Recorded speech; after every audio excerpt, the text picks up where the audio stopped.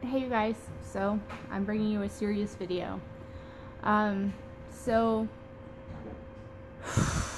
this will be hard to say because I don't think I've ever said it to many people out loud, but a lot of people know I suffer from certain mental illnesses or something. I don't know. Therapist says that I have paranoia, I'm OCD. I also have PTSD from things in the past. No, I wasn't in a battle. PTSD, post-traumatic stress disorder, doesn't just affect people who have been at war. It also affects people who have been through serious traumas or life events. I also have a self-image problem. Basically, when I look in the mirror, I don't see what other people see. Now, when I take a picture, sometimes I look at it, I'm like, whoa, look, Katie looks good. I'm like, hold up. And then that's actually why I think I post selfies, because they're not for other people to say, oh, you're beautiful. They're for me. They're moments in my life, parts of me that I thought were pretty, that I thought was beautiful. I don't care, honestly, if somebody else does. I, for that moment, felt beautiful. For that one moment in time, for that moment that I posted that picture, I felt pretty. And for that one moment, I can look back and go, see, look, that's what you look like. I have to tell myself, this is what you look like. I have a very hard time looking in the mirror and seeing what other people say they're seeing, because I see someone so much bigger. I see every flaw, everything. I look in the mirror and I see so many imperfections. I have a zit on my forehead. I have this, I have that, I have this, I have, and I can't stop nitpicking, and it is the hardest thing. It has made me go through things like bulimia. I went through parts of the time where I was going through anorexia. Now, anorexia and bulimia are not similar. I would starve myself for a while, and then I would go and I'd eat, and I haven't had that problem in a very long time. But bulimia, basically, it's something I didn't even realize I was doing. It actually was something that I ignored. I went from self-harm, like, cutting myself, I would do things to control. It was something I could control. Self-harm, like cutting myself, I did that. It was an addiction. It was something I became, like, I had to do to make myself feel better. I had to do this. I had to do it. I had to do it. I had to feel okay, Then I switched over, and then I went into other things. Addiction is a bad problem. It is something that a lot of people suffer with. You don't even know that you're doing it, like shopaholics, shopping too much. Addiction, you can become addicted to Starbucks, or you can become addicted to alcohol, or you can become addicted to literally anything. Cigarettes. Look at what you're doing. Video games, whatever it is. Everyone has an addiction to something. Sex, drugs, whatever. I am addicted to how I look or how I feel. I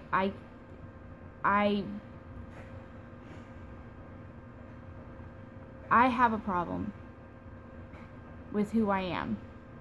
How I look, it makes me feel like that's who I am as a person, even though I know better. It's what's on the inside that actually matters. If you're a good person, then someone's gonna love you someday. I found love, and people are like, you shouldn't care about how you look because you have your husband and da da da. I'm not going to look good for somebody else. I want to look good for Katie. Katie wants to feel good about Katie. Why is that so hard for people to understand? When I say I want to lose weight, it's because I want to do it for me.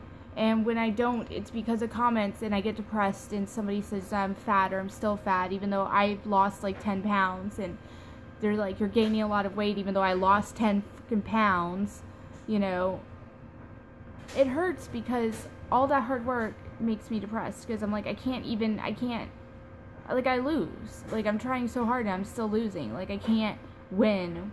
I can't ever be skinny. I can't ever be thinner. I can't ever do it, because no matter what, I'm always going to be fat. I'm always going to be fat Katie. Even though there were points in my life where I was called fat, and I wasn't. I was, like, rail thin. Like, you could see my rib cage.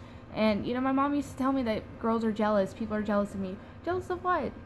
I'm not that great. Like, I don't understand what people see about me. And you know, it hurts and affects me when people on YouTube make comments, though I brush them off now. Back in the day, it would hurt because I was like, yeah, I am, and I would, that's all I could see, and that's all I could feel, and I would just, that comment would eat away at me like some sort of virus or infection. It would get in my brain and start like acid pouring into your brain of just, oh, that's all you can hear, and that's all you can see, and that's all you can feel, is that person telling you how ugly, how fat, how stupid, how much of a whore you are, how awful you are, how no one's gonna love you, and, you know, all of that.